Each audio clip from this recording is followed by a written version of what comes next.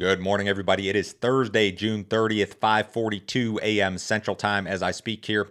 December corn futures down 6.25 at 647.5. November soybeans down 6.25 at 1472.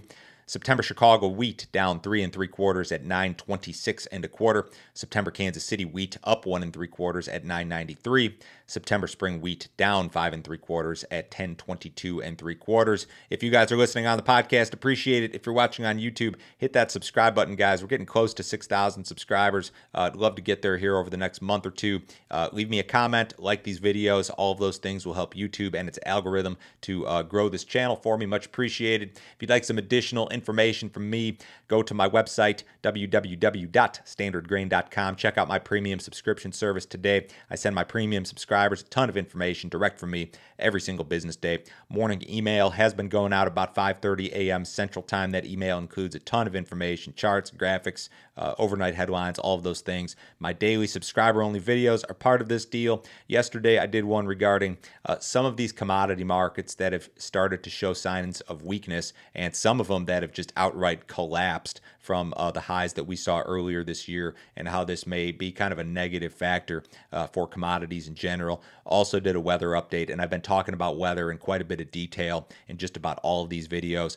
Check this out today, guys. $50 a month, no other fee, no other obligation. Nobody will try to sell you anything else. Cancel at any time. There is a cargo ship that has left the Ukrainian port of Bryansk. This is a Russian-occupied port that has reportedly been demined.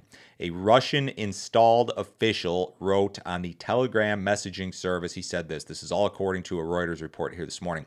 After a stoppage of several months, the first cargo ship has left the Bryansk port. Russia's news agency said that the vessel was carrying 7,000 tons of grain to, quote, friendly countries. There was a revision to that initial post on the Telegram service. It did not specify what the ship was carrying. So this could be, I suppose, stolen Ukrainian grain that is now being sold by Russia. The details here are very much lacking, but this is interesting, and this is a trend that could continue. I mean, you've got to think about the possible outcomes of this war, and I don't know that it ends anytime soon, but what are some of the possible outcomes or most likely outcomes? I think one of the more likely outcomes is that Russia ultimately controls some or all of Ukraine at the end of the day. I think that's very possible. And if that is the ultimate scenario, that's where we're headed, you may see more of this. It's going to be Russia essentially shipping grain out of Ukrainian ports. And I know there's been a lot of damage. There's a lot of infrastructure issues, but that could be one direction here. What are your other possibilities? Ukraine comes back and wins the war. I think that's unlikely, to say the least. What are the other possibilities? I mean, World War III, NATO gets involved. I don't really know, but I think that this idea that, yeah, Russia's going to occupy at least part of Ukraine, and specifically these areas on the coast, and these ports in particular. I mean, this could be a sign of things to come, but it's very, very early. This is one vessel that they're talking about. We don't even know if this is true. This is all kind of new here this morning, but certainly an interesting deal, and a few things to consider along with that. Not much on the radar here in the United States this morning. Looks like some places of Minnesota may be catching a little bit of rain, but outside of that, the Corn Belt is mostly dry. Now, in terms of the forecast, we're still looking at this wetter deal here for the first 2 weeks of July. Here's the next 7 days on my map. This is total expected precipitation. And you've got pretty good coverage across a lot of the Corn Belt. This light blue stuff is like 1.25 inches. This purplish stuff is 1.5 inches to 2 inches. So you've got some decent coverage just over the next 7 days. Both the Euro and the GFS model indicating that you're going to see these rains begin to accumulate around the 4th, which is Monday. And then when you go to the longer term GFS, this is what's on my screen here is the GFS through July 15th. They're calling for rainfall and decent amounts of rainfall for almost the entire Corn Belt. Some of the southern plains kind of lacking.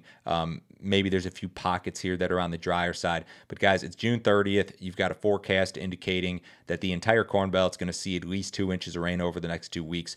This is a bearish map, in my opinion, in any given year. And I understand you can get into more details and say, you know, the crop's late, or it's too dry here, or too wet there, things along those lines. I understand all of that, but this doesn't need to be overly complicated. When you've got a really wet forecast for the next 2 weeks on June 30th, that's a bearish deal in my opinion, in most years. Now, could this forecast be wrong? It absolutely could be. We saw just last weekend how most of the forecasters and the models missed that big rain event that hit Iowa and Illinois in particular. So forecasts can be wrong. They're always subject to change, but this is a wet and kind of bearish looking forecast in my opinion.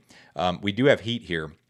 And this is kind of the other piece to the puzzle. And I think that the rainfall kind of trumps the heat in terms of what the market is going to believe, and also in terms of just yield potential for corn in general. But this heat is going to be an issue out through at least the 13th. According to the government maps here, you've got odds of above normal temperatures. And I'm seeing the same when you look at more specific model data here. But again, I think the wet forecast is probably the bigger deal here. And that's not a guarantee or even a prediction that the markets are going to go lower. I view this in particular, and also this even the next 7 days. I mean, this is bearish stuff in regard to weather this time of year. We do have a USDA report today. This is the planted acreage and grain stocks report. It will be out at 11 a.m. Central Time. This is probably one of the more important USDA reports of the year in any given year. It's often associated with big-time market volatility. Traders expecting a marginal increase in U.S. corn acreage versus March intentions, a marginal decrease in soybean acreage versus expectations. You guys have seen all the estimates by now for acreage and for stocks. I will talk about this in detail tomorrow morning after the report. U.S. gasoline demand may be showing a little bit of signs of weakness here. Implied demand for U.S. gasoline was up 4.9% on the week, and EIA had some system issues apparently, and they were down last week. But gasoline demand for the week is down 2.7% versus the same week last year, which is right here on my screen. And it's down almost 6% versus the same week in 2019. We kind of scratched 2020 because of COVID, and people are going to do that with just about every piece of economic data out there moving forward. 2020 is going to be just a year that we don't look at, or you can't really compare anything to. But in any case, maybe this is a sign that gasoline demand is softening up because of higher prices. There is an ethanol implication, of course, if gasoline were to become drastically softer. Ethanol production was pretty much normal on the week, 1.051 million barrels per day. Ethanol stocks were down 3% on the week. They're still pretty high seasonally, but they have been trending lower. So for the moment, I don't know that this is cause for concern, but maybe some signs here that gasoline demand is softening up just a little bit. We do have an export sales report this morning. Old crop corn sales expected 200 to 700. New crop corn sales expected 100 to 500,000 metric tons. Soybeans could be nothing up to maybe 300 for old crop, 100 to 500 for new crop. Wheat sales for the current marketing year should be 200 to 600. Remember, also today is first notice day for July grain futures.